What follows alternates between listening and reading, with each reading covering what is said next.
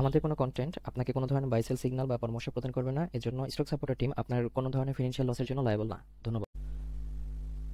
আসসালামু আলাইকুম ভিউয়ার্স, কেমন আছেন? আশা করি সকলে ভালো আছেন। সকলকে স্বাগত জানাচ্ছি stock supporter presents daily market index আপডেটে। আজ 17 নভেম্বর 2025। আজকে মার্কেট 42.80 পয়েন্ট বেড়ে 4774.96 পয়েন্টে এসে ক্লোজ হয়েছে। ভলিউম হয়েছে 11.62 ক্রোর, যার ভ্যালু 348.05 ক্রোর এবং ট্রেড হয়েছে 1,39,022টি। মার্কেট ট্রেন্ডে আজকে 322টি স্টক আপ ট্রেন্ডে আছে, নিউট্রালে আছে 16টি এবং ডাউন ট্রেন্ডে আছে 35টি। Market sentiment bearish. Top stock gainer আছে ফারিস্ট ফিন্যান্স, এরপর আছে ফারিস্ট ইসলামী লাইফ ইন্স্যুরেন্স, এরপর আছে ফারিস্ট ফিন্যান্স, হামিদ ফেব্রিক্স। মোটামুটি দেখা যাচ্ছে এখানে প্রায় সবগুলো স্টকই জেড ক্যাটাগরির। অন্যদিকে টপ স্টক ক্লোজার আছে FEKDIL, Phoenix finance, Square pharmaceuticals, Runner auto. Top sector by গেইনে আছে টেক্সটাইল, এরপর আছে general insurance, engineering, mutual funds, pharmaceuticals and chemicals. অন্যদিকে টপ সেক্টর বাই ভ্যালুতে আছে pharmaceuticals and chemicals, engineering, fuel and power, textile, bank. আজকে ব্লকে সবচেয়ে বেশি ট্রানজ্যাকশন হয়েছে প্রাইম ব্যাংক এই স্টকটির 27 লাখের মতো। তো চলুন আমরা সুপার চার্টসে চলে যাই।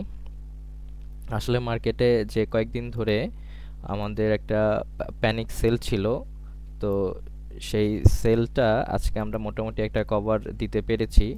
তো তবুও দেখছি যে আসলে মার্কেটটা কোন জায়গা থেকে এসে ঘুরে দাঁড়িয়েছে, এটা হলো মুখ্য বিষয়। তো এইখানে আমাদের যে মেজর সাপোর্টটা ছিল এই কত 4630 থেকে 4624 এই পজিশনটাতে একটা কিন্তু মেজর সাপোর্ট ছিল, আমরা যেটা দেখে এসেছি। আর এর মধ্যে অনেকগুলো আঁকা কি সেটা হচ্ছে আমাদের বিগত দিনের পাস্ট যে হিস্ট্রি আছে সেখান থেকে টানা, এবং এখানে কিন্তু মার্কেট এসে বেশ কয়েকবার হচ্ছে ঘোরাঘুরি করেছে। ঠিক আজকেও কিন্তু সেই পজিশনটাতে মার্কেট আছে। ধরুন আমাদের যদি আমি একটু জুম করে দেখি,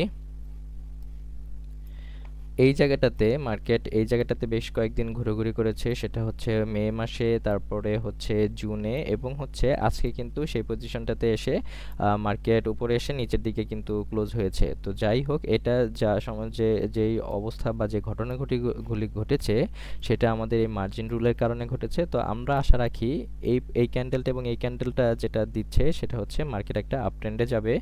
তবে আপ ট্রেন্ডে যাওয়ার ক্ষেত্রে শর্ত হচ্ছে এখানে আমাদের একটা ভালো ভলিউম লাগবে। যেখানে আজকে আমাদের 348 বিলিয়নের মতো হয়েছে, বা 3.48 বিলিয়ন মতো ট্রেড হয়েছে, এটা কিন্তু আরও বাড়তে হবে।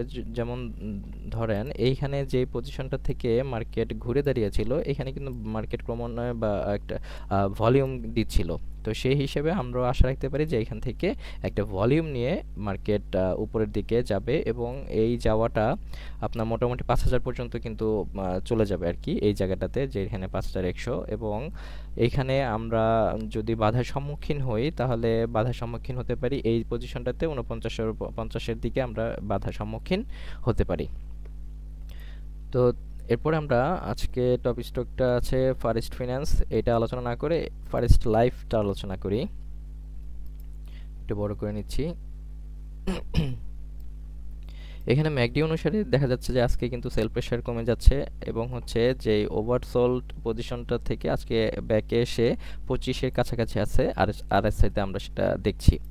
এবং এইখানে যদি আমরা দেখি ক্যান্ডেল থেকে যদি আমরা ডিসিশন নেই মার্কেটের যে আসলে এরপরে কোথায় গিয়ে এইটা থামতে পারে, তো আমরা যদি এটাকে একটা আপনার ধরুন একটু যদি প্যারালাল চ্যানেল আঁকাই, ধরুন এই পজিশনটা থেকে এই পজিশনে এবং এই পজিশন থেকে এই পজিশনটাতে যদি আমরা এটা দেখি, একটু বড় করছি এবং এটাও একটু বড় করছি,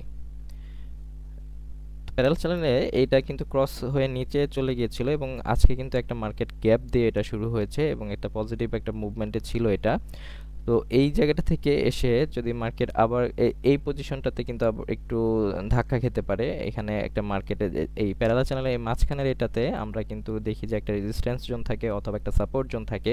তো এই জায়গাটাতে কিন্তু মার্কেট এসে ধাক্কা খেতে পারে, সেটা হচ্ছে 23-এর কাছাকাছি। তো এখনও লম্বা একটা র্যালি কিন্তু বাকি আছে, এখন মাত্র 17.60-এ আছে, এটা 23 পর্যন্ত যেতে হলে 2-3টা কিন্তু হল্ট লাগবে। তবে এটা বলা যায় যে মার্কেটে আমরা এটা যদি দেখি, তবে এটা বলা যায় যে স্টকটি এই জায়গাটাতে আবার কিন্তু চলে আসবে, এই জায়গাটাতে মিনিমাম চলে আসবেই। সেটা হচ্ছে 22-এর 22.90 এবং 23-এর কাছাকাছি এই স্টকটি এখান থেকে যেতে পারে। এক্ষেত্রে ভলিউমও একটা ফ্যাক্টর হিসেবে কাজ করবে, ভলিউমটা হাই লাগবে। যদিও এটা দেখা যাচ্ছে আমাদের এই ডাউন ট্রেন্ডে স্টকটি কিছু কিছু করে কিন্তু কালেকশন হচ্ছে, এটা বোঝা যাচ্ছে, কারণ এই পজিশনে কিন্তু ভালো ধরনের বাই সেল হয়েছিল। তো সেক্ষেত্রে আমরা দেখতে পারি এটার যদি সাম আপ করি তাহলে এখানে এটা নিয়ে একটা পজিটিভ একটা মুভমেন্ট হতে পারে মার্কেটে, এবং এটা 22-এর কাছাকাছি যাবে আপাতত দৃষ্টিতে, সেটাই দেখা যাচ্ছে। ক্যান্ডেলস্টিক যা বলছে, বাই বাই সেল ডিসিশন আপনাদের নিজেদের মতো করে করে নেবেন। তো সবাই ভালো থাকুন। আসসালামু আলাইকুম।